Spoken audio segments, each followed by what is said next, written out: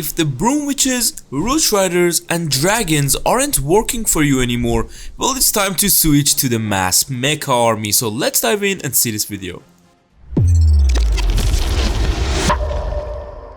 Here we are, and Roble is doing a favor for us and showcasing the M.E.C.H.A troop in action. Now, as you can see, what he typically does, he wants to make things easier for you. So he's having a little bit of RC walk with the rocket sphere on the outside. Once she goes further, he does have a few more extra invisibility, so he can get like extra defense. And then on the opposite side of where he did the funnel, he's gonna have the giant arrow with the action figure, P.E.K.K.A.s from the siege barracks and also the king. And now it's time to have some fun with these mechas. Don't forget, they are technically a faster root rider because they move quickly, they target defenses, and they also crush the walls really quickly. But he's having a new equipment, of course, with this army, and wow, he actually maxed the equipment. Big shout out to him. But if you have this equipment, it's still gonna, work on any single level, to be honest. All you need is a few extra seconds to just get through the first few layers. For the spells, just try to rage them up through the base, freeze whichever area is damaging either your heroes or your RC, and nearly when you get at the end of the attack, just make sure you keep the RC alive, because don't forget you already used the equipment and her ability back at the beginning of the attack. And after that, you're just gonna simply sit back and relax. Obviously, if you don't even have the equipment, I would suggest you, the army works well with the raid gem, it works with the healing tome, it even might work with the fireball. No, I'm joking, it doesn't work with fireball, okay? But with the other equipments, it does work really well. An absolutely crushing attack with 3 heroes alive. Simply a really good execution. Obviously, as you can see, making it as easy as possible without any baits. Sometimes you might get into baits with the broom witch or root riders with the RC charges, and especially with the dragons, but this one is just so simple. Up next, we have a double poison box base. Now again, on these bases, typically what he likes to do is he just sends everything through the town hall. So if the town hall is a bit in the corner, that's what you can do, and it's just a less riskier approach. And as you can see, once the RC, and oh my god, that recall spell was nearly getting missed.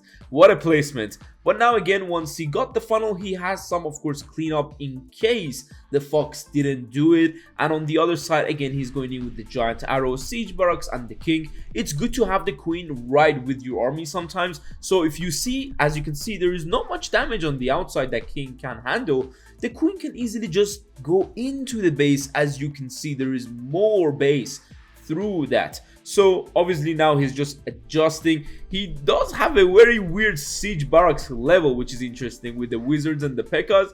I don't even know the wizard level here, but as you can see, warden ability through the giga bomb, poison for the clan castle. Make sure to rage things up. He does have a few loons, and as you can see, he also got the Sneezy with the warden to tank for those healers. If you're upgrading the Sneezy, the Diggy works really well as well. And then at the back end, just try to keep the RC alive, try to keep the queen alive, because don't forget, these 2 heroes, you're already popping their abilities and equipment back at the beginning of the attack, so keep them alive with extra invis and freezes.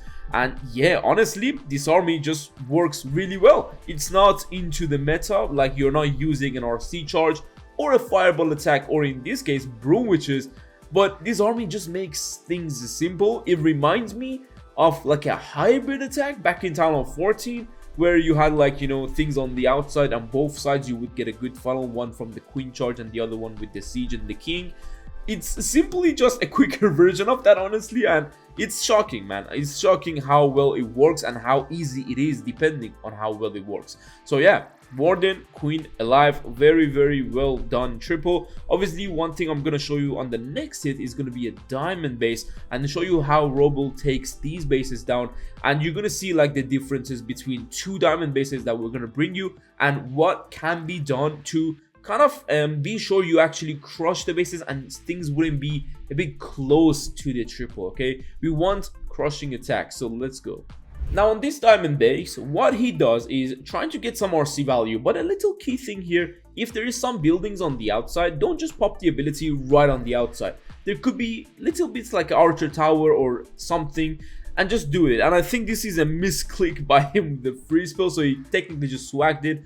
Unfortunately, the fox did end up going forward and he died, but he did get good funnel. Now, if you want to hit a diamond base and you wanted to hit it without any risk and any, I would say, very bad finishes, or like you're close, you just have to spam things into the town hall, just like the box base.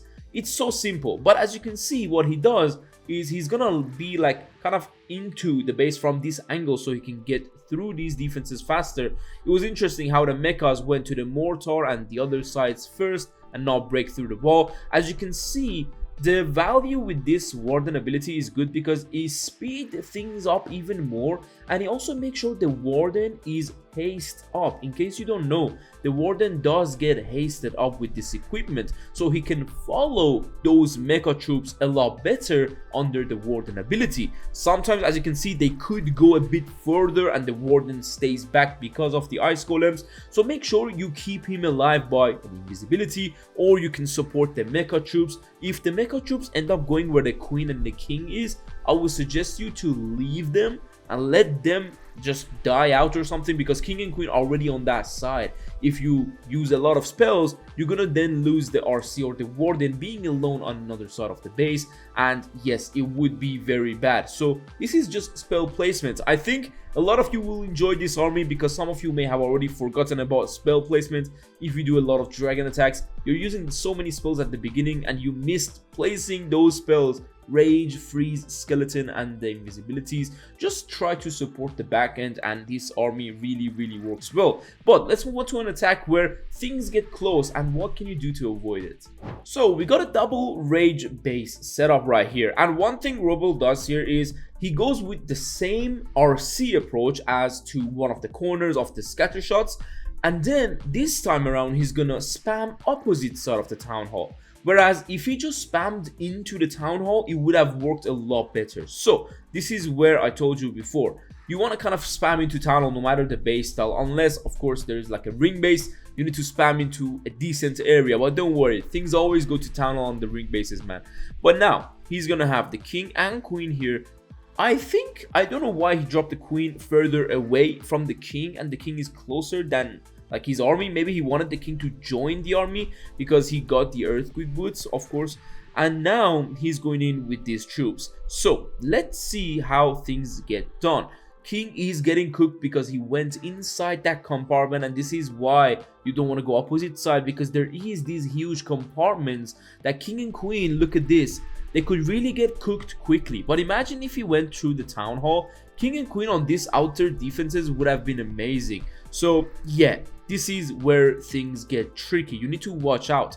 If the king and queen die, your key factor to using these spells and the support spells is the RC, so she can grab some value and keep on moving forward. It's good to grab that monolith. It may be close. I don't think he can grab it.